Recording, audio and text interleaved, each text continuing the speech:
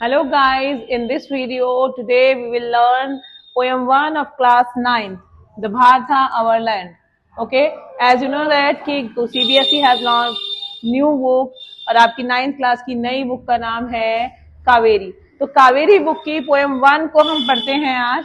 ठीक है, first of all इस वीडियो में आप इस पोएम की थीम को अच्छे से समझेंगे, इस पोएम की समरी को अच्छे से समझेंगे एंड नेक्स्ट पार्ट में आप पूरी वीडियो आप मेरे से ले सकते हैं।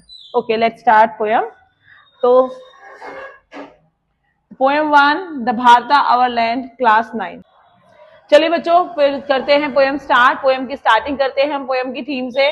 जैसे कि आपको पता है, क्लास 9th हो या क्लास 10th या कोई भी इंग्लिश की पोएम हो या कोई चैप्टर हो, उस चैप्टर की थीम पे पहले काम कीजिए।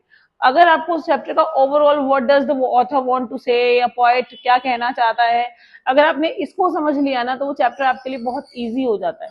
ओके, और बेसिकली अब जो सीबीएसई का न्यू पैटर्न है तो क्वेश्चंस भी थीम बेस्ड आते हैं, ना कि character based. Okay, now come to the theme.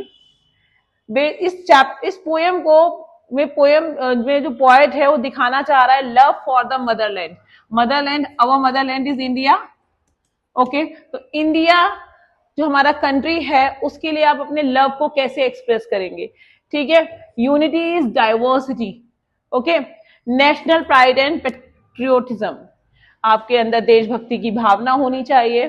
ठीक है, और आप अपने इंडियन कल्चर को रिस्पेक्ट करें, अपनी हिस्ट्री को रिस्पेक्ट करें, सो दैट हमें एक बुक में ये पोएम ऐड की गई है जिसे बच्चे पढ़कर अपने देश के लिए प्राइड फील कर सकें और देश के लिए जो है थोड़ी सी रिस्पेक्ट रखें। ठीक है, क्लियर है थीम? ओके, चलिए now come to the summary of the poem. First of all हम समरी को पढ़ते हैं। ठीक है, the poem the Bharat our land expresses deep love and pride for the India. This poem expresses the great love for the country. Okay, the poet describes India as a sacred land with rich culture and heritage. Okay, हमारा जो देश है, हमारा जो भारत देश है, that is rich in cultural heritage. It means बहुत तरह के कल्चर्स आपको यहाँ दिख सकते हैं। आप देखेंगे अलग अलग स्टेट में एक अलग अलग कल्चर फॉलो होता है। ठीक है, लॉन्ग हिस्ट्री, हमारे भारत की हिस्ट्री बहुत लॉन्ग है। ठीक है, and natural beauty, you can see that कि पहाड़, नदियां, झरने, you can see everything in India. Okay, Bharat is shown as a land of where people of different religion, languages and cultures live together in harmony. जहां पर अलग अलग प्रकार के लोग, मतलब अलग अलग कल्चर के लोग। ठीक है, कोई पंजाबी है तो उनकी वेशभूषा अलग है, उनका पहनावा अलग है। ठीक है, कोई यूपी से बिलोंग करता है, कोई एमपी से बिलोंग करता है, तो सबका कल्चर अलग है, खाना खाने का तरीका अलग है, उनका पहनने का, बोलने का तरीका अलग है। तो you can find the diversity here.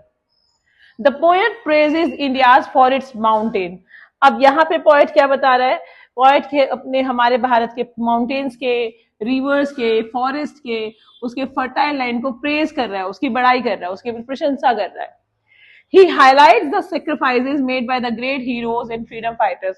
जो हमारे सोल्जर्स हैं, ठीक है, जो फ्रीडम फाइटर्स हैं या बहुत पहले जो हमारे आजादी के लिए जिन्होंने लड़ाइयां लड़ी हैं, ठीक है, उनकी भी यहाँ पर वो प्रशंसा कर रहा है।